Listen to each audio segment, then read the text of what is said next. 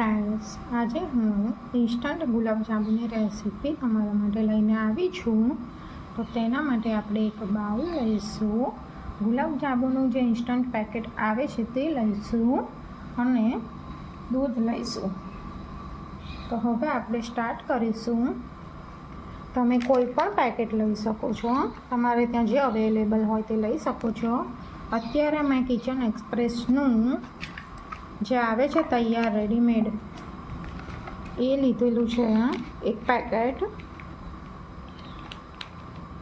ગુલાબજાંબુનું. તમે જુઓ, જે લોકોને બરાબર જે ગુલાબજાંબુ બનતા નથી ઇન્સ્ટન્ટ પેકેટ લાવીને પણ, તો એના માટે આ રેસીપી લઈને આવી છું. તેમાં જો બનાવતા હોય તો તમે એમાં ગઠ્ઠા રહી જતા હશે તમારે, તો એ જે ગઠ્ઠા ના રહે એના માટે આ રેસીપી લઈને આવી છું. તો તેના માટે આપણે આ ઇન્સ્ટન્ટ જે કિચન એક્સપ્રેસનું મેં લીધું છે પેકેટ, તો હવે આપણે તેને લોટ બાંધીશું. તેનો તમારે લોટ બાંધતું જવાનું છે થોડોક. તમે થોડું દૂધ રૂમ ટેમ્પરેચર પર લેવાનું છે અને થોડું દૂધ રેડતું જવાનું છે. આવી રીતે દૂધ રેડતા જવાનું છે અને લોટ બાંધતું જવાનું છે. આ એક પ્રકારનો માવો જ હોય છે. તમે દૂધ રેડશો, એ દૂધ એબ્ઝોર્વ કરી લેશે બધું. તમે જુઓ, ગુલ્લું વરે એવી રીતે આપણે એનો લોટ બાંધી લઈશું. જો આવી રીતે ગુલ્લું વરે એવો લોટ બાંધવાનો છે. દૂધ રેડતા જવાનું છે અને લોટ બાંધતું જવાનું છે. તમારે હાથમાં ચોંટે તો હવે તમારે તેના હથેળી પર થોડું ઘી લગાવી લેવાનું છે અને લોટને એકદમ સ્મૂથ કરી લેવાનું છે. આવું સરસ આપણે તબેખાથી બધું ઉખાડી લેવાનું છે અને એકદમ આવો સરસ લોટ બાંધી દેવાનો છે. જો થોડું હાથમાં ઘી લગાવશો અને પડી અને મસળશો તો સહેજ બી ચોંટશે નહીં. જો હવે એકદમ સ્મૂથ લોટ તૈયાર કરી લેવાનો છે આપણે. અને પછી હવે એકદમ આપણે નાની સાઈઝના આવા બોલ્સ વાળી લઈશું. જુઓ, આ સાઈઝના તમારે બોલ્સ વાળી લેવાના છે. બરાબર છે. તમારે જે સાઈઝના ગુલાબજાંબુ બનાવવા હોય, નાના બનાવવા હોય તો નાની સાઈઝના, અને મોટા બનાવવા હોય તો તમે થોડાક મોટી સાઈઝના આવા બોલ્સ વાળી દેવાના છે બધા લોટને. તમારે હવે બધા બોલ્સ વાળીને રેડી કરી દેવાના છે અને હવે પછી આપણે એને તળી લઈશું. હવે મેં જાંબુને તળવા માટે ઘી એક પેનમાં લીધેલું છે.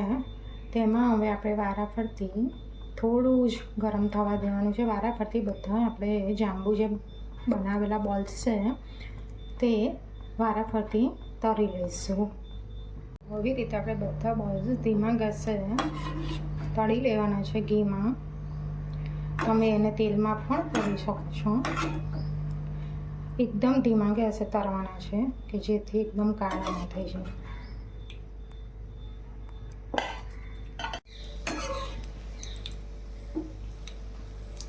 જો આવી રીતે ધીમે ધીમે તમારે તળવાના છે. જેમ જેમ તળાશે તેમ ફૂલશે. આવી રીતે હલાઈ કરવાનું છે જેથી નીચે છોંટી ના જાય બધા. આવા કલરના તળાય એટલે હવે આપણે એના કાઢી લઈશું. હવે એકદમ ગોલ્ડન બ્રાઉન કલરના આપણે તારવાના છે. ચાસણી બનાવવા માટે આપણે એક તપેલામાં થોડી આશરે 200 ગ્રામ જેટલી આપણે ખાંડ એડ કરીશું. તમારે થોડા વધુ ગળ્યા જોઈએ તો તમે એ પ્રમાણે ખાંડ એડ કરી શકો છો. હવે તેમાં આપણે 3 થી 4 ગ્લાસ જેટલું પાણી. હવે આપણે ખાંડ ઓગાળવાની છે અને ગેસ ચાલુ કરીને ચાસણી બનાવવાની નથી. હવે ખાંડ એટલી ઓગળી જાય બધી એમાં આપણે થોડી ઇલાયચી એડ કરી દઈશું ફ્લેવર માટે.